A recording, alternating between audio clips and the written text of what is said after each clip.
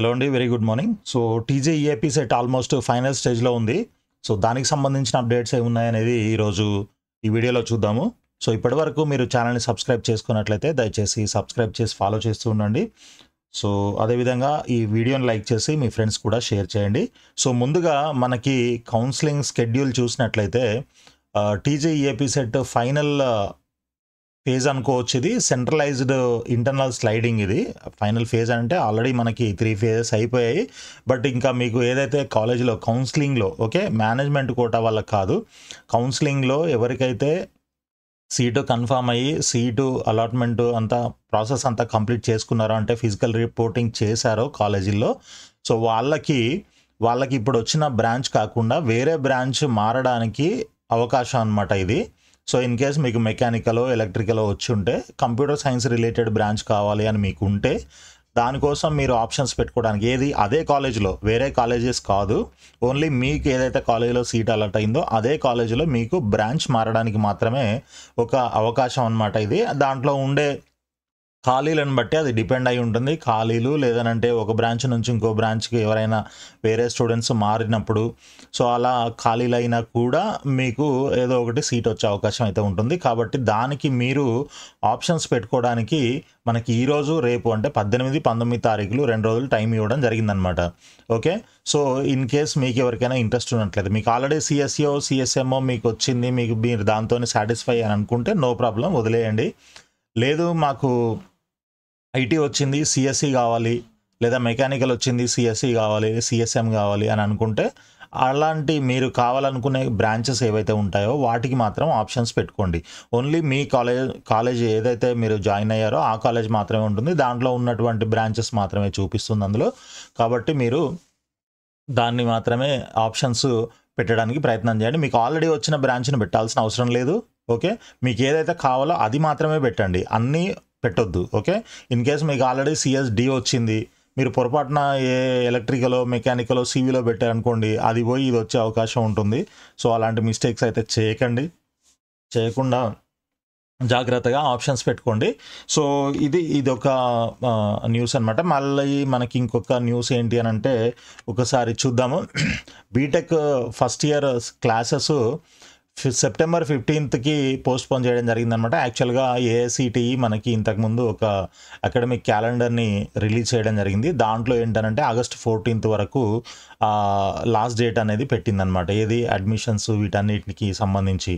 అయితే దాన్ని సెప్టెంబర్ 15కి పోస్ట్పోన్ చేయడం జరిగింది. అయితే ఇప్పటికే చాలా కాలేజెస్ ఇండక్షన్ ప్రోగ్రామ్ గురించి కొన్ని నోటిఫికేషన్స్ ఇవ్వడము, ఆ తర్వాత స్టూడెంట్స్కి డైరెక్ట్గా ఇంటిమేషన్ ఇవ్వడము, మెసేజ్లు పంపడము, ఇట్లాంటివన్నీ జరుగుతూ ఉన్నాయి. సో అది మేబీ క్లాసెస్ అయితే స్టార్ట్ అవుతాయి, మరి అది లాస్ట్ డేట్ మాత్రమే, సెప్టెంబర్ 15th అనేది లాస్ట్ డేట్ మాత్రమే. సో ఈ లోపల కూడా కొన్ని కాలేజీలు క్లాసెస్ స్టార్ట్ అవుతాయి. మీరు ఏ కాలేజీలో జాయిన్ అయ్యారో ఆ కాలేజీ వాళ్ళు మీకు అప్డేట్స్ అన్నీ ఇస్తూ ఉంటారు కాబట్టి మీ మొబైల్స్కి. సో దాని ప్రకారంగా మీరు ఫాలో అవుతూ ఉండండి. అయితే ఇక్కడ బయోటెక్నాలజీ విద్యార్థులకు మాత్రం తర్వాత అని చెప్పేసి ఇంకొక న్యూస్ కూడా తెలుస్తుంది మనకి. ఎందుకనంటే ఈ ఫార్మసీ కౌన్సిల్ ఆఫ్ ఇండియా అనుమతులు ఇవ్వలేదు కొన్ని కాలేజీలకి. తర్వాత ఎంపీసీ విద్యార్థులకి అయితే సీట్లు కేటాయించారు, కానీ బైపీసీ విద్యార్థులకి ఇంకా సీట్లు అంటే కౌన్సిలింగే స్టార్ట్ అవ్వలేదు వాళ్ళకి. సో బైపీసీ కౌన్సిలింగ్లో ఏంటంటే దాంట్లో బయోటెక్నాలజీ కూడా ఉంది, బీఫార్మసీతో పాటు బయోటెక్నాలజీ, బయోమెడికల్ ఇవన్నీ కూడా ఉంటాయి. అయితే వాళ్ళకి ఇంకా కౌన్సిలింగ్ జరగలేదు కాబట్టి మరి వాళ్ళు వచ్చేంత వరకు వెయిట్ చేసి వాళ్ళకి వీళ్ళకి కలిపి క్లాసెస్ స్టార్ట్ చేయాలి అన్న ఒక పాయింట్ అయితే ఇక్కడ ఉందన్నమాట. సో అందుకని బయోటెక్నాలజీ స్టూడెంట్స్కి మాత్రం సపరేట్గా క్లాసెస్ ఎప్పుడు స్టార్ట్ అవుతాయి అనేది చెప్తారు. సో అప్పటి వరకు అంటే ఒకవేళ మీ కాలేజీలో వాళ్ళ ఇన్స్ట్రక్షన్స్ని బట్టి మీరు ఫాలో అవుతుండండి. ఇది ఈ న్యూస్ బేస్ చేసుకొని మనం ఏమీ కన్ఫైన్ కావద్దు. సో నెక్స్ట్ నేటి నుంచి బీటెక్ అంతర్గత స్లైడింగ్, అదే ఇందాక చెప్పాను కదా మీకు, 18, 19 తారీఖుల్లో మనకి ఈ ఇంటర్నల్ స్లైడింగ్ అనేది స్టార్ట్ అయింది. సో మీకు ఆల్రెడీ మీరు చూసే ఉంటారు, వెబ్సైట్లో మనకి ఇక్కడ క్యాండిడేట్ లాగిన్ అని ఉంటుంది. యాజ్ యూజువల్గా మీరు ఇందులో లాగిన్ చేయడం, మీ లాగిన్ డీటెయిల్స్తోని సో లాగిన్ చేసి ఓటీపీ వస్తుంది, దాని తర్వాత ఆప్షన్స్ పెట్టడం, ఇదంతా మీకు తెలిసిన విషయమే. సో ఇక నెక్స్ట్ వచ్చేసి మనకి ఇంజనీరింగ్ కళాశాలల గుప్పిట్లో విద్యార్థుల సర్టిఫికెట్లు. ఇది నేను ప్రతి వీడియోలోనూ కూడా చెప్తూనే ఉన్నాను. మీరు ఫీజు కట్టి ఇవన్నీ చేసి అదే ఆన్లైన్లో ఫీజు పే చేయడము, సెల్ఫ్ రిపోర్టింగ్ చేయడము, తర్వాత ఫిజికల్ రిపోర్టింగ్కి ఎప్పుడైతే వెళ్తారో అది సెకండ్ ఫేజ్ తర్వాత అండ్ థర్డ్ ఫేజ్ తర్వాత ఫిజికల్ రిపోర్టింగ్కి వెళ్ళినప్పుడు అక్కడ మనకి నోటిఫికేషన్లో క్లియర్గా మెన్షన్ చేశారు. ఓన్లీ మీరు ఒరిజినల్ టీసీ ఒకటే ఒరిజినల్ ఇవ్వాలి, మిగిలినవన్నీ కూడా జిరాక్స్ కాపీలే ఇవ్వాలి అని చెప్పేసి ఇక్కడ మనకి క్లియర్గా మెన్షన్ చేయడం జరిగింది. Hand over set of xerox copies of the certificates and original transfer certificate.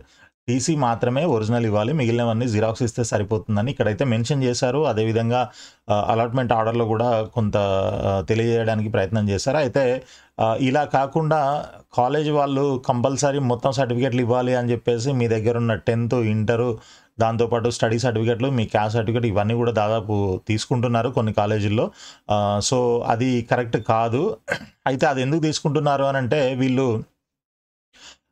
ఈ ఫీజు రియంబర్స్మెంట్ రాకపోయినా ఒకవేళ మీకు ఫీజు రియంబర్స్మెంట్ లేదు, మీరే కట్టాలి ఫీజు.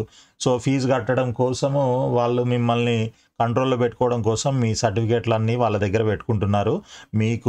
మీరు ఫీజు మొత్తం పే చేస్తేనే మీకు సర్టిఫికేట్లు ఇస్తాము అని చెప్పేసి ఒక కండిషన్ కూడా పెడతారనమాట. అది లాస్ట్ వరకు తెలుస్తుంది మీకు 4th ఇయర్ తర్వాత, 4th ఇయర్ ఎండింగ్లో. కాబట్టి యాక్చువల్గా అయితే నిజానికి టీసీ తప్ప ఇంకా వేరేది ఏది తీసుకోకూడదు, ఓన్లీ జిరాక్స్ తీసుకుంటే చాలు. బట్ మరి కాలేజ్ వాళ్ళు దీనికోసం ఏది ఫీజు వసూలు చేయడం కోసం మాత్రమే ఇలాంటి పనులు చేస్తున్నారని చెప్పేసి తెలుస్తుంది. అయితే ఇక్కడ కండిషన్ వీళ్ళు పెట్టారు, కానీ దాన్ని ప్రాపర్గా ఇంప్లిమెంట్ అయితే చేయట్లేదు. ఇన్ కేసు వాళ్ళు ఇంకో కండిషన్ కూడా పెట్టి మీరు ఈ సర్టిఫికేట్లు స్టూడెంట్స్ దగ్గర నుంచి సర్టిఫికేట్లు తీసుకున్నట్లయితే మీకు ఏదో ఒకటి అంటే మీ పర్మిషన్ రద్దు చేయడము ఇట్లాంటివి ఏదైనా చేస్తాము అని కండిషన్ వాళ్ళకు కూడా, అంటే కాలేజ్ వాళ్ళకు కూడా కరెక్ట్గా పెడితే మేబీ ఆ వెరిఫికేషన్స్ ఇట్లాంటివి ఏమైనా తనిఖీలు జరిగినప్పుడు ఒకవేళ అలాంటివి ఏదైనా బయటపడ్డప్పుడు మీ పర్మిషను క్యాన్సిల్ చేస్తాము, అప్రూవల్ తీసేస్తాము, ఇట్లాంటివి ఏదైనా కండిషన్స్ పెడితే మేబీ వాళ్ళు కొంచెం సీరియస్గా తీసుకుంటారేమో. కానీ ఇప్పుడు అయితే అలాంటివి ఏమీ లేవు కాబట్టి వాళ్ళు ఇష్టం వచ్చినట్లు అందరి దగ్గర సర్టిఫికెట్లు అయితే తీసుకొని పెట్టుకుంటున్నారు.